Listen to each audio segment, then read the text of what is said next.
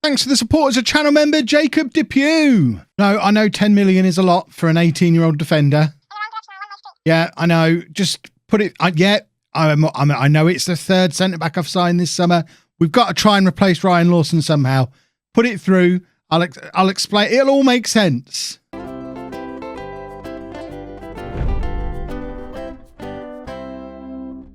Hello and welcome to part 78 of the Greek Odyssey. I'm Kevin. Coming up on today's episode, we have our first two games in this season's Champions League, and we have been given a group. Goodness me. Bayern Munich, Ajax, Club Brugge. We are the new Ajax. We've been described as the new Ajax in multiple places. We sign cheap young players and sell them on for lots of money. We didn't do it so much this summer, but I'd like to think we're better than Ajax. Bayern are going to be an issue, but as long as we finish second in the group, that's fine. There have been a couple more transfers before the window ended, after the season started. There was no one else who... In fact, no, Glauber Vinicius did leave to Galatasaray for 11.5 million, which I think that one we'll probably end up regretting that one, but he wasn't going to play because he's non-EU. There's just nothing we could really do about it.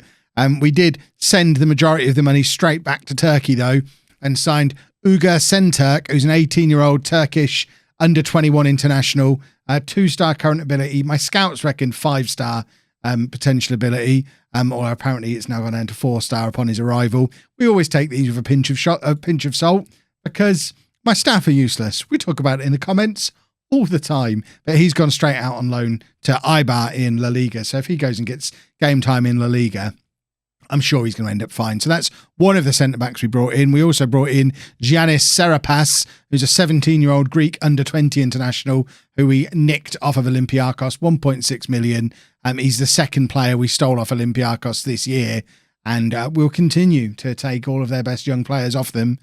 It's a difficult one because on the one hand, we need Greek players. If you look at our Champions League squad, we've not been able to put Marola in the Champions League squad. German's not in the Champions League squad. We have one player at the club who was trained in Greece. Even Michaelis, who's got 39 caps for Greece, was trained in Italy because he went to play for Milan so young. I don't understand how he hasn't been credited with his time at Tripolis before he went to Milan. And he's showing as Greek trained, but he's not. He's Italian. So the one player in our squad who's trained in Greece is Kalapitis. But obviously losing Ryan Lawson, it would have been another one.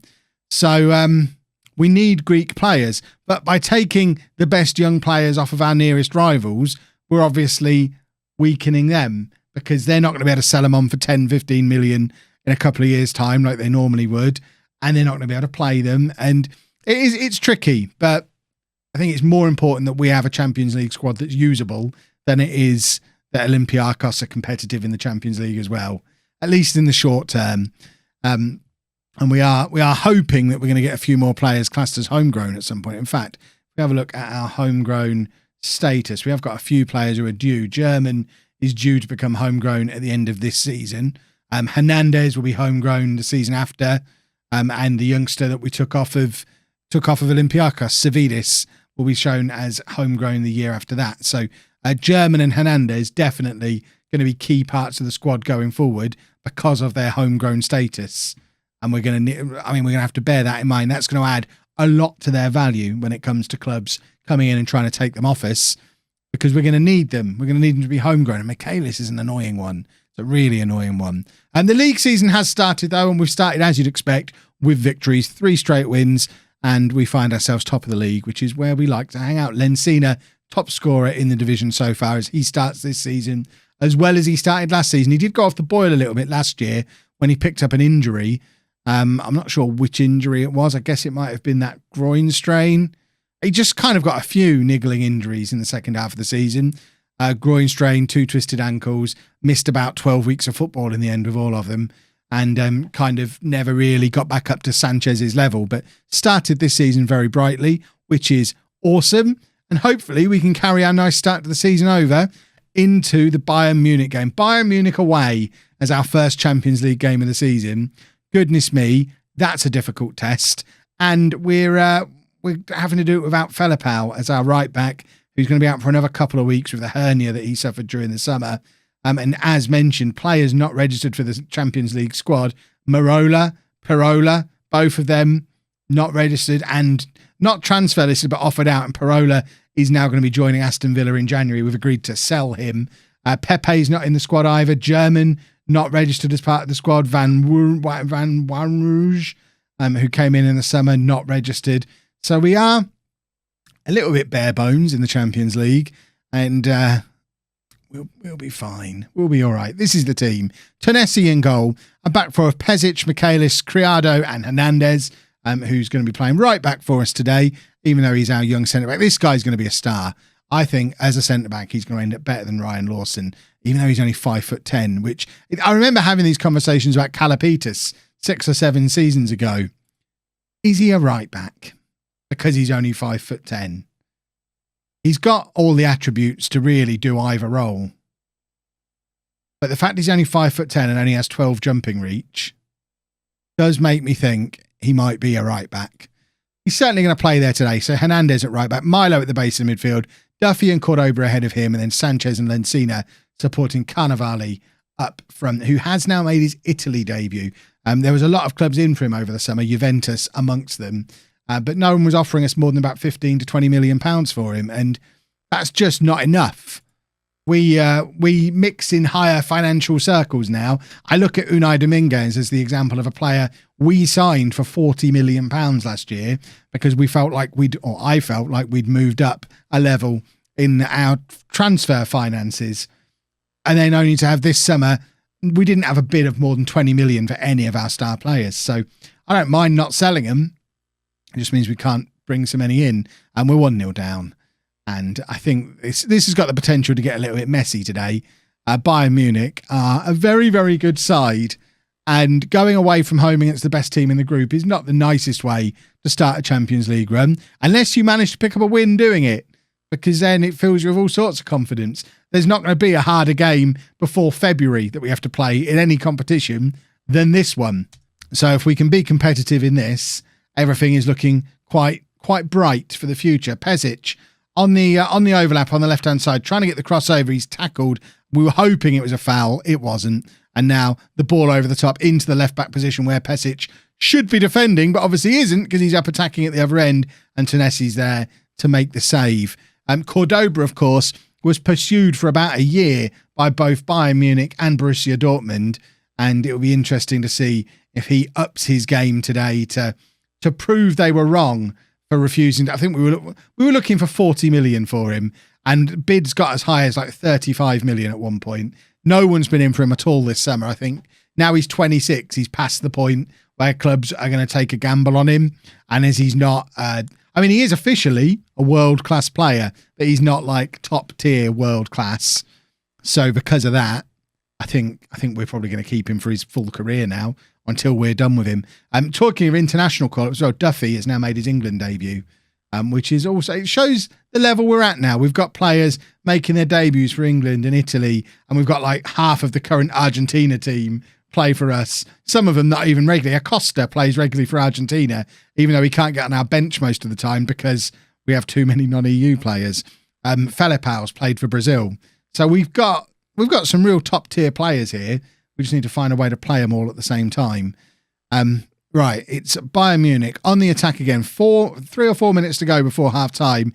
That would be a nice opportunity to grab an equaliser. Carnevali is chasing down the goalkeeper. If only he'd have intercepted that, he's through on goal. That would have been beautiful. But it was not to be, and it's Bayern again on the attack, and it's a ball over the top of Pezic once more. Cross comes in, Michaelis heads clear, Criado kicks it the rest of the way, and it's back with Bayern, though, who are going to trying to keep things moving forward again. This has been a very, very long highlight. Something's going to happen, I'm sure, and I think it's probably this goal. Yeah. That's gone under Tennessee, I think. I think he needs to do a little bit better with that. We'll have a look at it from the other angle. Osman hasn't played a game yet this year because Tennessee has kind of done a bit of a Mick Powell in the coach reports. He's been playing regularly for Argentina. But the fact that he's playing instead of Osman means that Acosta can't even get on the bench. And I'm looking at that thinking, we'll know more. Acosta will come on at some point in this game. But I'm looking at that goal thinking Osman's not going to do any worse than Tennessee's done. And it would be nice to have Acosta playing some league football, so he doesn't go the same way as Vinicius and doesn't fulfill any of his potential because we weren't able to play him. Duffy out to Pezic. Pezic back to Duffy again. And Pezic one more time. Back to Duffy again. And now it's Sanchez, who's been very, very quiet today. There was interest from Bayern Munich this summer for Sanchez. But then Cena's just grabbed a goal back just before half-time. He has started this season like he means it. Goodness me. And just on the stroke of half-time, Bayern 2, Apollon 1. And this isn't all over just yet, boys and girls. It's a good cross from Sanchez. Good work from Cordoba. Good finish from Lencina. The three Argentinians who have all been getting Bundesliga interest for the last 2 years. The three of them combining for a goal. Now we just need to do it again. I'm going to tell them I'm not happy with the performance because I'm not particularly happy with the performance. We're going to go attacking and we're hopefully going to find an equaliser. A draw here would be a fantastic result. Tennessee holds on to this one and does a very good job of it and then kicks the ball clear to Lencina. And Lencina has got room to run into here, goes past his man, and the goalkeeper's made a bit of a meal of that. I don't think the shot was actually as good as their goalkeeper made it look, but we've ended up with a corner, and it is another opportunity for an equaliser. It's Milo to take. It's going to be an in-swinger, and there's Michaelis, and that's 2-2, and it's 2 goals in 4 minutes for Apollon. I don't know why we've gone to a replay here, a weird replay. Skip. We don't get to see the actual replay. Doesn't matter. We equalised. And now we probably should drop back down to a positive mentality again. We don't need to be going too attacking away from home against Bayern Munich. But here's Carnevali, plays it back to Sanchez. Sanchez to Lencina. All the momentum is with Apollon now. And Lencina has gone past his defender again. Can't quite get the crossover. But he's continuing to press the fullback and try and keep applying that pressure. It's with Cordoba again. Sanchez nods down to Carnevali. Sanchez from range. What a goal from Claudio Sanchez. And what a turnaround in this game from 2-0 down. It's now 3-2 to Apollon. And the two wide men have been absolutely sensational again. And Cordoba pulling all the strings in midfield. But what a goal from Claudio Sanchez. It's 3-2 to Apollon. My word, this would be a ridiculous result if we managed to hold on here. I'm looking down at that bench thinking Acosta needs to, let's get another Argentinian on. The rest of them are all playing so well. Carnevali might be able to stay on the pitch here though with a good finish. He does not apply one. So Acosta's going to come on for Carnevali for his first appearance of the season. And I'm also looking at Hernandez thinking now is the time for Calapitas, I think. Hernandez has given us 65 minutes. Let's get Calapitas on with all of his experience, even though he's only 25, 26 years old himself. Bags of experience and hopefully just a level head as we try and hold on to such an unlikely scoreline for the final 15 minutes or so of this game. Duffy is now clear. Duffy shoots, but it's saved by the Bayern Munich goalkeeper. And I'm now looking down at the bench again. I'm thinking we've got Dominguez and we've got 2 tired midfielders. Cordoba's looking nervous. Let's get Dominguez on for him. Easy decision to make. Wonder Kid on for world-class midfielder. That's the level of team we are now. It's wonderful to see. And I think we actually might hold on, boys and girls. 4 minutes of added time, though, and it's Bayern Munich with the attack. Have I spoken too soon? That's not like me at all. Ugh, it's just over, and hopefully that's the last highlight. It's not. We immediately get another one. It starts with Tennessee with the goal kick. Michaelis to Criado. Ball forward. Acosta brings it down nicely, lays it off to Duffy. Pezic now on this left-hand side. Crosses over, looking for Lencina, who's on is he on a hat-trick? I don't think he is on a hat-trick, actually. Either way, he missed it. Lencina's had such a good game. But I think we have beaten Bayern Munich away from home in the Champions League, coming back from 2-0 down. What a performance. What a team. Right, we are now going to play these couple of league games and come straight back for the Ajax game. I know that means skipping an Olympiacos league game, but the league's kind of a foregone conclusion these days, isn't it? If it becomes interesting, I'll show you a bit more of them, but we are fully focused on the Champions League now, and let's see who wins out of new Ajax or old Ajax. Couple of league wins later, 3-1 over both Olympiacos and Offi, means the league table looks like this. Very familiar look at this league table. Tedic continues to come back and haunt me, and I always wonder what might have been if he'd have signed for us. Also, notice that Ryan Lawson is playing regularly for Manchester City, so any hope of him coming back to us, long gone. While we're checking in on our youth, let's just double check what Damien's up to.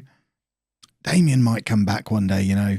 I don't think he's having a very nice time at Paris Saint-Germain. He's got another 4 years left on his contract, so he's not coming back anytime soon. But a 27-year-old Damien, you never know. We might have gone past his level by then, but who knows?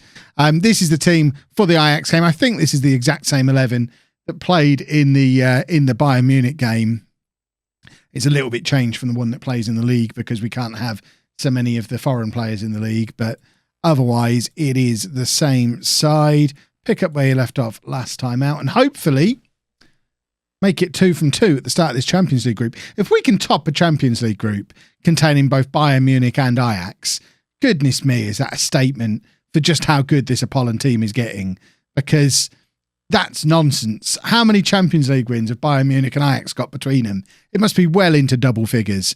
Hernandez crossed over to Cannavale. Hernandez again. Cannavale with another bite of the cherry, but couldn't quite force it into the back of the neck. Ajax have got Virgil van Dijk in their team, I've just noticed. Sanchez with the in-swinger. Cannavale heads over, and we've had a couple of good chances early on. How old must Virgil be now? It's 2027. He must be an old man at this point. Criado plays it all the way back to Tennessee. Tennessee looking for options ahead of him. I've noticed his goalkeeping gloves are the same colour as his shirt and shorts. He's fully colour coordinated, which is it's a wonderful thing. I think all goalkeepers should do that. Duffy plays it forward, looking for Cannavale, who's in here, gets the shot away, but the goalkeeper collects relatively comfortably. Cannavale's only scored once so far this season. He's not quite as dangerous as he was last year.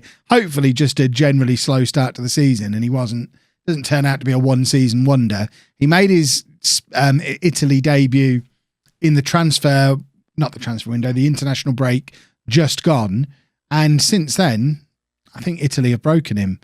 Cordoba plays it back. Who's he looking for there? Criado.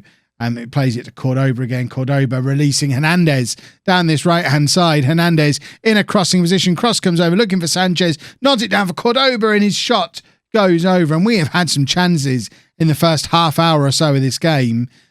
We should be ahead. Milo, his free kick just over. This, of course, is the first Champions League game at the Apollon Stadium here in Athens. We still haven't given it a name because I don't know who we name it after. The Wearmouth Stadium is the obvious one, I guess. We haven't got a real legendary player yet. I don't think, not one who deserves having a stadium named after them. So for now, we're happy with it being the Apollon Stadium. Mrs Wearmouth might inject some more money and sponsor it and put her name on it. But otherwise, for the time being, it's the Apollon Stadium. I do miss the wall behind the goal at that end, but it's a nice looking stadium. I'm hoping we can fill these corners in at the very least at some point and add another 10,000 or so seats. But for now, it's a nice little upgrade on what we had before. Here's Hernandez, shooting position maybe. He does have the shot, but probably should have gone for the pass because the shot did leave a little to be desired. It's Milo now with another free kick opportunity. This one, again, he's been this close to scoring in either top corner from free kicks early on in this game. But we're just really struggling to get the breakthrough. This might be an opportunity for Acosta to come on and show that he deserves a little bit of a run of games. His only opportunity is going to be breaking through in these Champions League games and showing me that he deserves a domestic reshuffle. Right, assertively, time for everybody to dig in. Who was that? He was down to 58% condition. Somebody, or was that match fitness? Somebody was showing it. Oh, it's Osman on the bench. We won't worry too much about our backup goalkeeper not having any match fitness, although he probably does need to start playing a few domestic games just to A, get some fitness into him, and B, allow us to have that reshuffle that allows someone like Acosta to play a little bit more football.